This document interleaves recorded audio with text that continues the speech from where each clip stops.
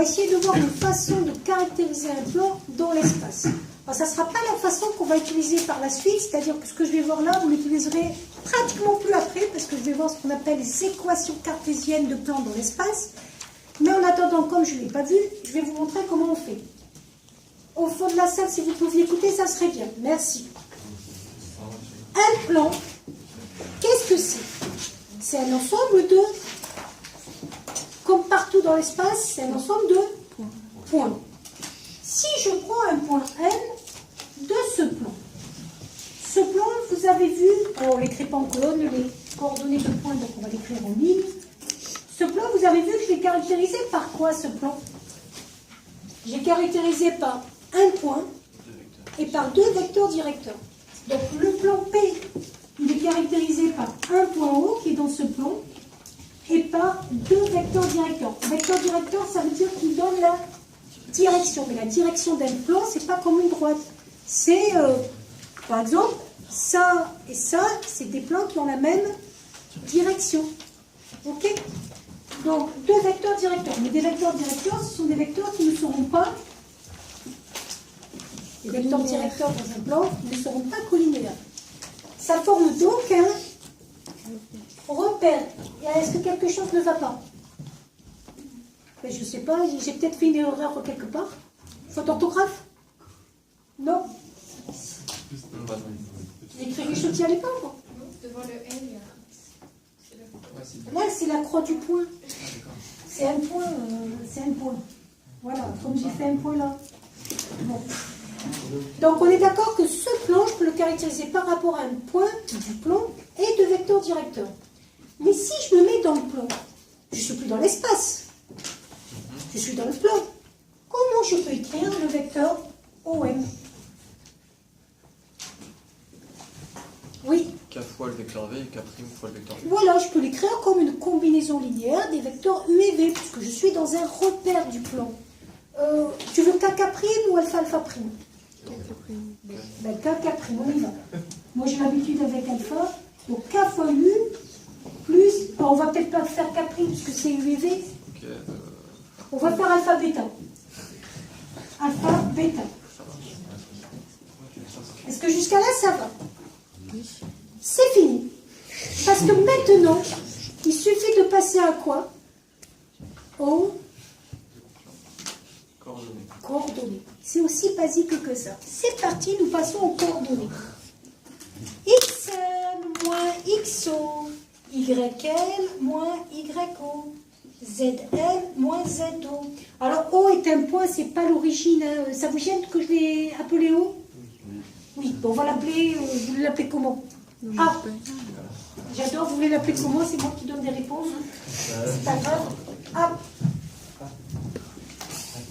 Ok, égal. Eh bien, égal, exactement pareil, ça doit vous faire penser aux équations paramétriques de droite. Non? Ça ne vous fait pas penser aux équations paramétriques de droite? Donc, égal alpha, alors on va dire que le vecteur U a pour coordonnées ABC, et le vecteur V a pour coordonnées EFG. Ok. Ouais, je sais, je suis très originale aussi. Donc, alpha A, bêta B, qu'est-ce que je suis en train de faire là? Alpha, pardon, excusez-moi. Alpha A, alpha B, alpha C, plus bêta E, plus bêta F, plus bêta G. Et les deux paramètres que j'ai ici sont lesquels? Les paramètres, c'est ceux qui vont varier, justement. Les valeurs qui vont varier comme je veux.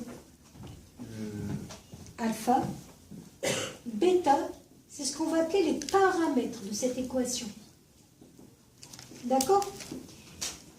Ça va me donner x égale xa plus alpha a plus bêta e. Y égale YA plus alpha B plus bêta F. Z égale ZA plus alpha C plus bêta G. Où ce sont juste les valeurs alpha bêta qui bougent dans R carré. Alors R carré, ça veut dire que j'ai deux valeurs. Alors, ça reste de la théorie ici. Moi, ce que je vous propose, c'est de faire un exemple. D'accord? Oui. À chaque fois, c'est XM, YM, ZM à droite. Oui, sauf que mon point, Ah, je l'ai ok, appelé d'accord. XYZ justement pour avoir un anonymat de ces points. Ok. Parce qu'en vrai, il ne s'appelle pas M le point. Oui, C'est moi qui choisis de l'appeler comme ça, mais c'est un point anonyme. oui. Donc quand on est anonyme, on n'a pas de nom.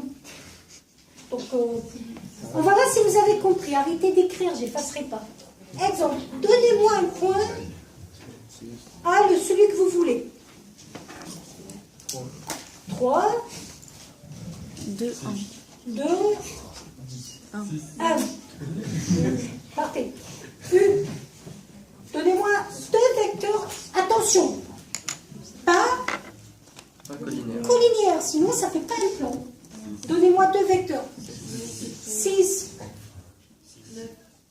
6, 9, si vous voulez. De toute façon, on ne le représentera pas. V.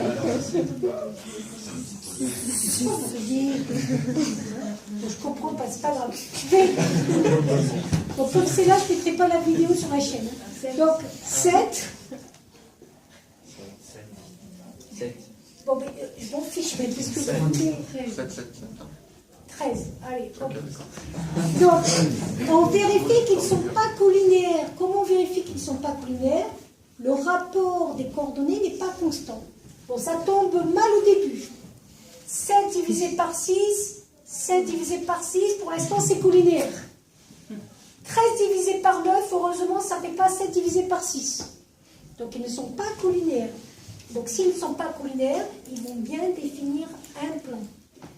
Eh bien j'ai juste à appliquer la formule et j'ai mon équation paramétrique. Donc ce plan va être un ensemble de points dont les coordonnées vont pouvoir s'écrire comment? Est-ce que quelqu'un peut me dire? Il y a juste à lire. Hein. Alors, 3, 2, 1, plus 6 alpha, plus 6 alpha, plus 9 alpha. Vous avez vu, j'ai fait alpha pour la première coordonnée, plus 7 bêta, plus 7 bêta, plus 13 bêta, où alpha est un réel et bêta est un réel. Ça, c'est ce qu'on appelle l'équation paramétrique d'un plan. Voilà.